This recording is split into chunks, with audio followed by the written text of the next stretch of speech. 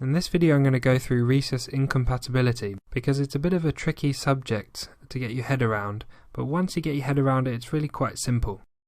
So to start with, it's important to realise that the mum and the baby have quite different blood types. The baby has its own unique blood type because it inherits half of its genetic makeup from its father.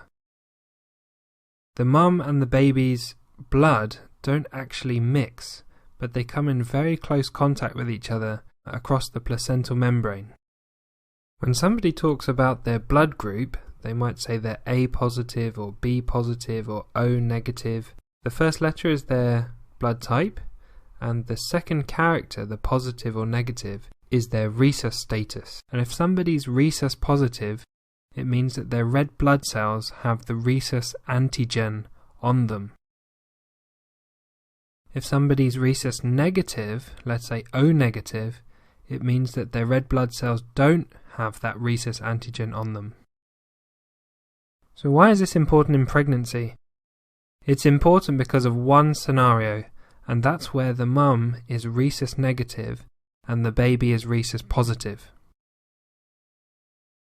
To understand why this is important, we need to look at what happens when you have the Rhesus antigen. If you have the Rhesus antigen on your red blood cells, your body learns to recognize that antigen as being part of your body, so it doesn't attack it.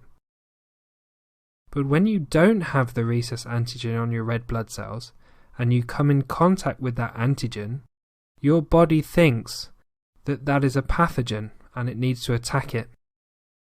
Let's say you were transfused with blood that contained the Rhesus antigen, and your body didn't have the Rhesus antigen, then your B cells of your immune system would recognize that this is something that doesn't belong to your body, and it would launch an immune response and create something called antibodies against that Rhesus antigen. And we call these anti-D antibodies. So why is this important in pregnancy? Well, if the mum is Rhesus positive, we've got nothing to worry about, because that baby can be Rhesus negative or Rhesus positive, and she's never going to try and attack that baby's blood cells.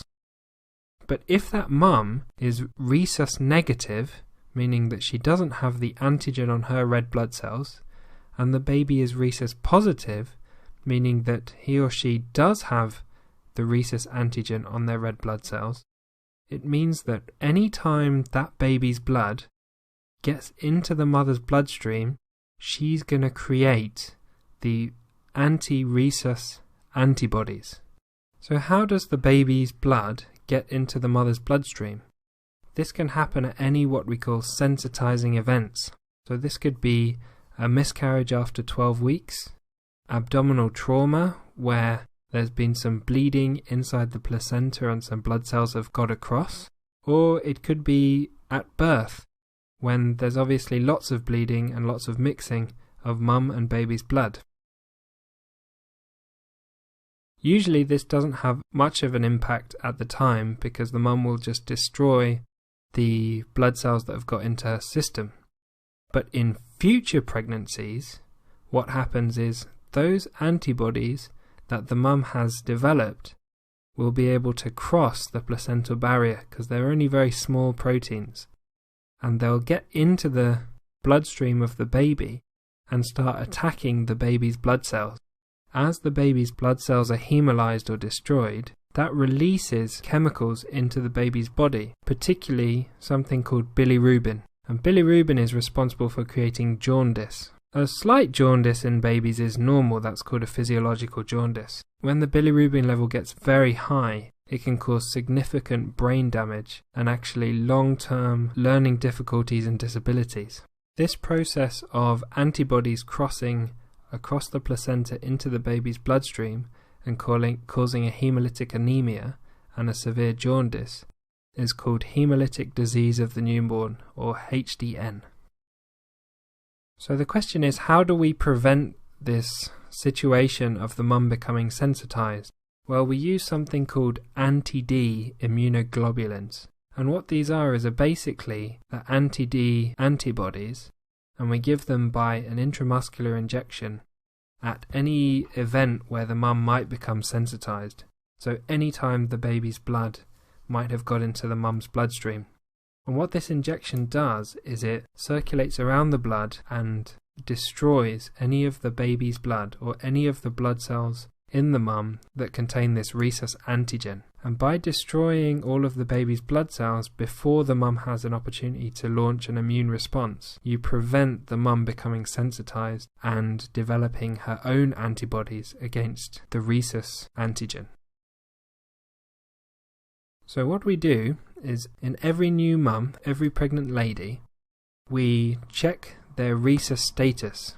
And if they're Rhesus positive, we don't have to worry about Rhesus incompatibility at all. She won't have any problems related to her Rhesus group.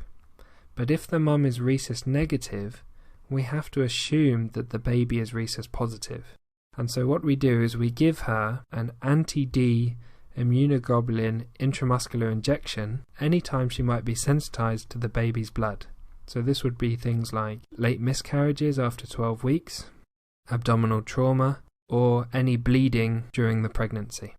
We also give anti-D injections to mums at 28 weeks of gestation, and then we check at birth the baby's blood group by taking a sample of the baby's blood from its umbilical cord, and we give the mums an anti-D injection if it turns out the babies are Rhesus positive.